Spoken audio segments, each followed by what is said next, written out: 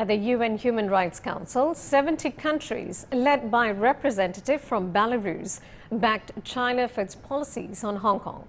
Belarus said Hong Kong affairs are purely China's internal affairs and urged against external interference. Now, for more on this, let's speak to Mr. Liu Huawen, Executive Director of the Center for Human Rights Studies at the China Academy of Social Sciences. Mr. Liu, thank you for joining us. How significant is the support from these countries?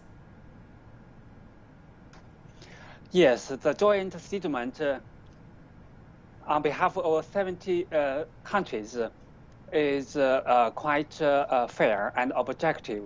It acknowledged the real change of the situation of Hong Kong from chaos to governance. It mentioned directly that the Hong Kong Special Administrative Region is an inalienable part of China. I think this is a very starting point for any discussions on Hong Kong-related issues.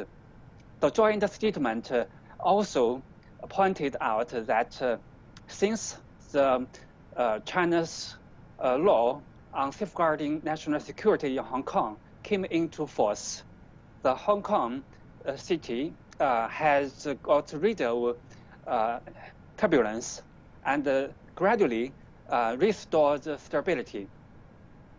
So around the world, people who respect the facts can see this obviously. And now Hong Kong is on the right path and direction. Now, Mr. Liu, definitely this is a positive step forward, but some Western countries are still condemning China on issues related to Hong Kong. What's your take on this? Yes, we know that the Human Rights Council is the most important human rights organ in the UN, and it provides a very important multilateral platform for human rights discussions. And since its beginning, the Human Rights Council has established its working principles of non-selectivity, non-confrontation, non-politicization. However, contrary to the good wishes of the vast number of developing countries, some developed countries still continue to politicize human rights and make use of human rights as tools to suppress other countries. And this is not conducive to the healthy development of the cause of human rights in the world. So the joint statement actually precisely clarified the very basic international law principles.